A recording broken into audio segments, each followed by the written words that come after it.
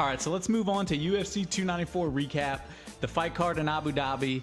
It was nice because I like when the cards are during the day here. Honestly, it kind of sets it. It doesn't. It's not your whole night.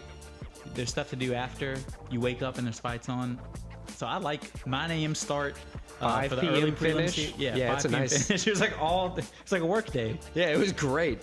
I enjoyed. I took off from my main job.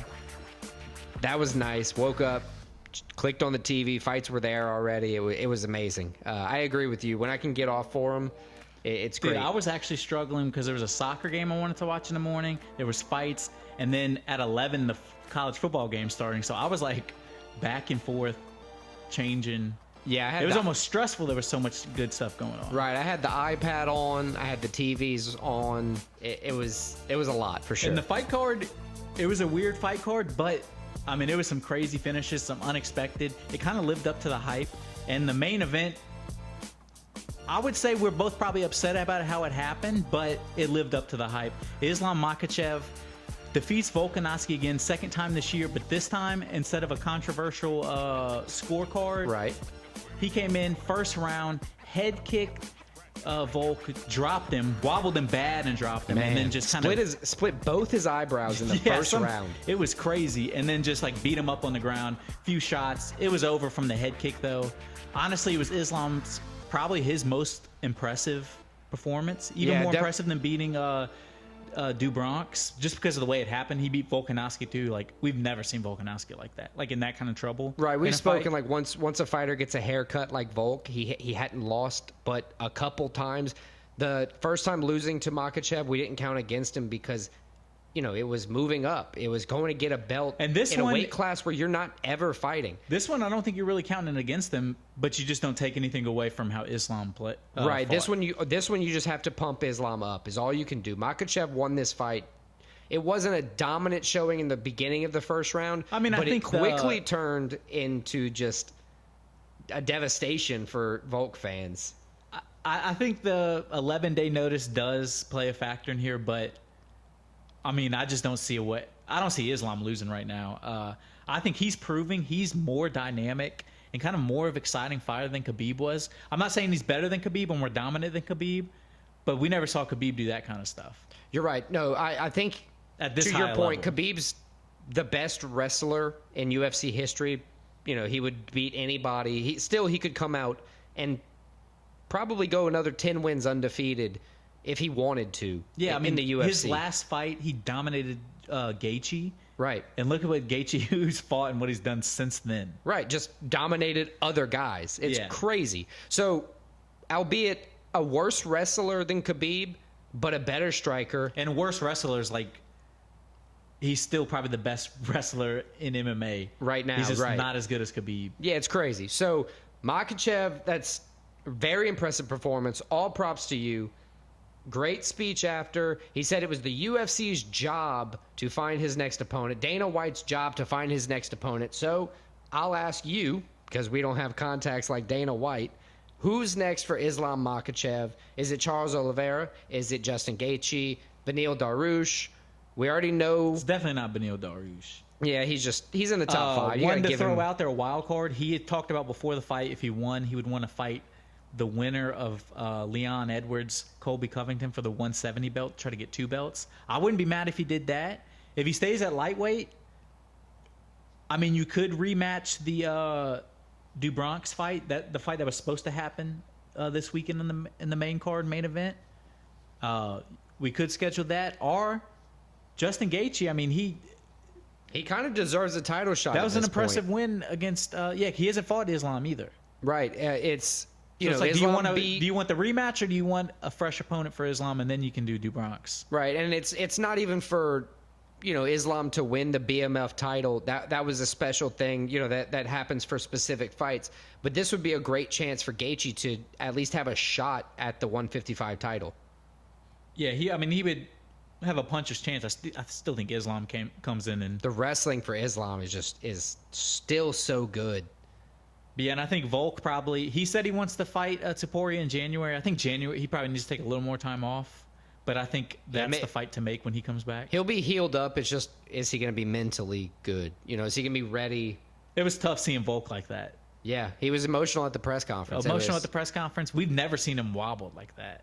No, it was rough. Volk fans everywhere were crying on Saturday.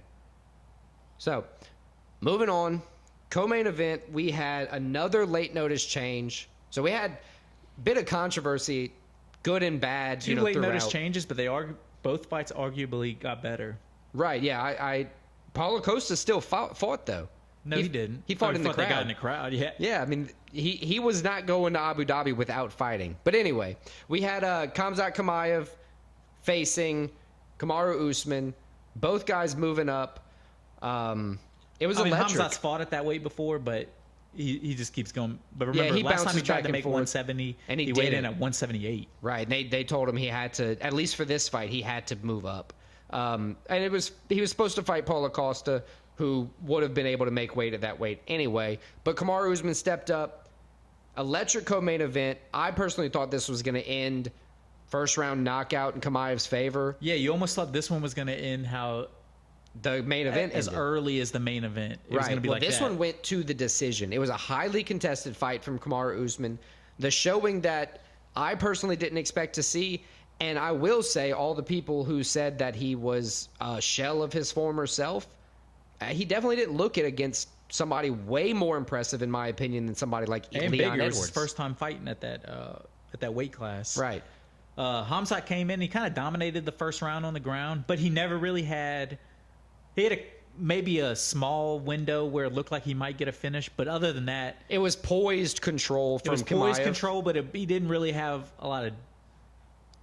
It was damage, but it wasn't heavy enough damage. But it wasn't to make it dangerous, right?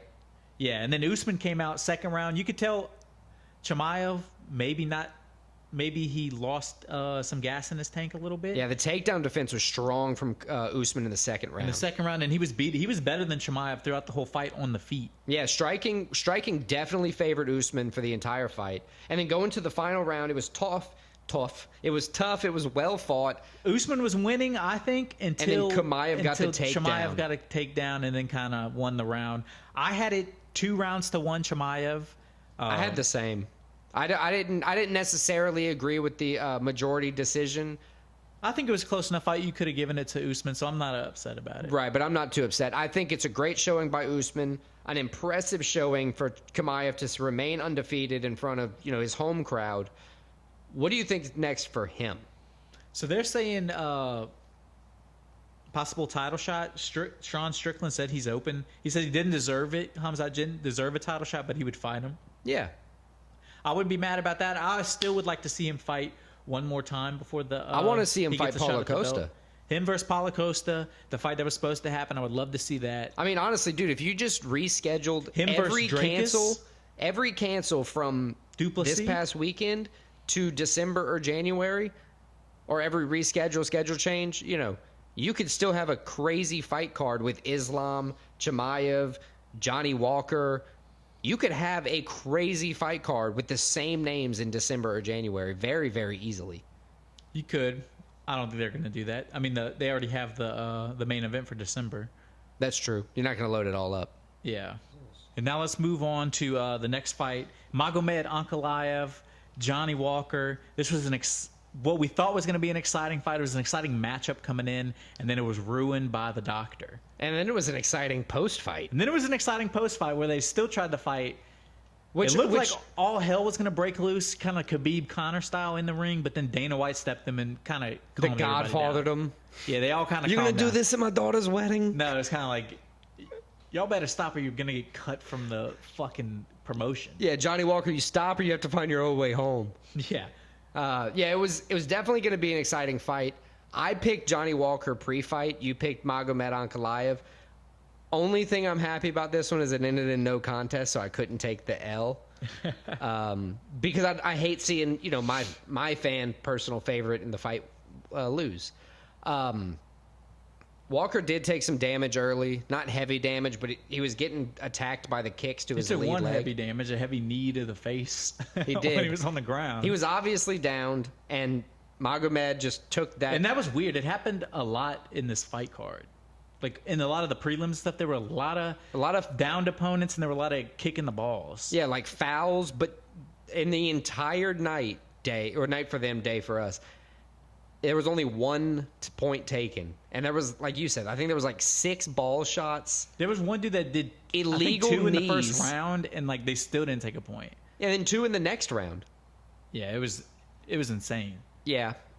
Illegal knees, several illegal knees. The doctor... And so then he a got doctor kneed stoppage here. He got kneed in the face on the ground, so they stopped it. It's a brutal knee. The doctor came out and talked to him. He looked like he was fine. I mean, obviously, he just got kneed in the face, so he was a little dazed, but he looked like he was fine to fight. My face hurts kind of thing. My face hurts. The doctor was speaking English, I believe. Johnny Walker doesn't have the best English. The doctor asked him, I think, what country are we in? He said he wanted to say Abu Dhabi, but it wasn't 100% sure. He knew he was in Abu Dhabi, didn't know if it was a country. So he said the desert.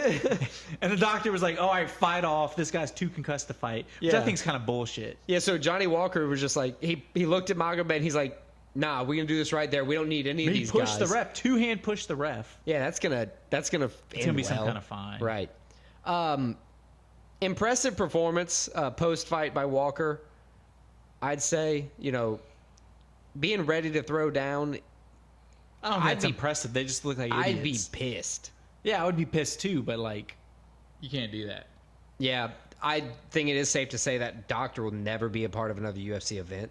Yeah, because he told the other guy he didn't get kicked in the balls, and the guy had to go to the hospital because he got kicked in the balls so hard. Right, like the cup didn't work. I have Satsumas in my pants. Please help.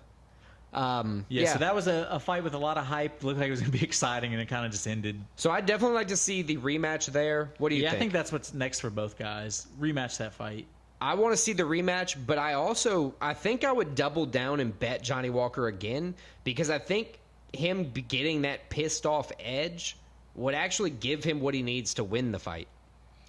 I'm not going again. My strategy worked in this card of who I picked. Yeah, I like it. It was a good strategy. And I'm not going against Ankalev. Cool, fair enough. So look, in the middleweight division, we had Ikram Aliskerov. He showcased very strong finishing ability inside the first round against Warley Alves. They started off, and Aliskerov almost immediately staggered him. It was just a straight jab. Whenever Ikram touched him, it was fucking Alves up. Right. And then, he smelled blood and just attacked. And then it was done. And then he hit him with that crazy jumping knee, folded him. I don't know. It was like once he connected once and kind of, like you said, with that straight jab, it was like, Alves he was knew. like, it's over. Right. Alves exactly. knew and Ikram knew. They were like, all right, this is about to end pretty quick. So Ikram was able to get off straight jabs. He connected with a couple crazy flying knees. He has crazy power. He looks like one of those guys. All he has to do is touch you with his fist, and like you're like, oh shit. Yeah, and then he ended up knocking him out, sealed the deal, if you will, with an uppercut. Really, Ikram's only career loss is to Khamzat Chimaev. Yeah, and it was, I think they said before they were It was before UFC. the UFC. Dude. He's a guy to watch out for. Yeah. Also, Aliskerov was also scheduled to fight Paulo Costa earlier this year. That was rescheduled. With different opponents. Well, I saw a bunch of the tweets were like, all right, stop feeding these unranked guys to Ikram. He's got to fight a top 10 Yeah, he has to. because he's just destroying. He needs to go and fight. I want to see a rematch with him and Chimaev. I want to see him fight Paulo Costa. I want to see maybe him even fight Anthony Hernandez. But he needs to fight a top 15 opponent next. 100%. Who's Anthony Hernandez? He's the 15th guy in the middleweight division. Okay. He just hit 15. I was trying to be a smartass, and I thought you were talking to Anthony Smith, but I feel you. No, he does not need to fight Anthony Smith. I don't want to see Anthony Smith die. All right, so opening up the main card, who do we have? It was Said. It was not. He was not Sad. Yeah, no, he was impressive. Said Nurmagomedov. What's the other guy's name? I didn't know how to pronounce it. Gafarov. So Nurmagomedov, which is a legendary name at this point in MMA. And not related to Khabib. Not related, but he's from the same area. Right. And impressive size. These guys looked way bigger than 135 pounds. Yeah, they were some yoked 135ers. Like, When lot you of look muscle at in them, these you would guys. think like, welterweight, something like that, just big, bruly guys. No, they were both 136 pounds. This was another fight on this main card that ended in the first round with Saeed getting a first round gilly. Right. Standing to begin. Gafarov, he pressed early on. I think he was trying to take Nurmagomedov by surprise But or then something. he fucked up and kind of overcommitted. Right. And then he just got caught with a 10-finger guillotine. And it was like, oh shit. And he locked it in tight. Great sportsmanship, Saeed was better if on you the will. feet too. Yeah, he was. From the little we got to see. Yeah. But great sportsmanship by Saeed. He let go of the choke as soon as he, got the obvious tap. He didn't hold it in Yeah, for a 'cause the couple ref extra didn't see- seconds. the ref didn't see it. Yeah, it was on the opposite side. That's great. That actually added Saeed to the top 15 for this week's rankings. So he is officially in the top 15 in the bantamweight division. With that, I think he should fight Chris Gutierrez. He just won with a bunch of leg kicks, or leg kicks helping, pave the way to his victory. Maybe Ricky Simon or Pedro Munoz. What you think? I would like to see him, Ricky Simon. I think that would be a good one. I think he's ready to take the next step, but you don't want to like throw him to one of the top guys yet. So I think anybody ranked from like 7 to 15 would be good for him. 7 to 14. All of those guys, I picked those with kind of keeping that in mind that he shouldn't get someone deep inside the top 10. Yeah, no need to until rush him. he He's only like proves 22 himself. years old. Isn't he? Correct. Yeah, he's So young. it's like, He has a lot of time to just keep finishing don't people. rush him. Let him keep getting better, finishing people, build his star and resume. Exactly.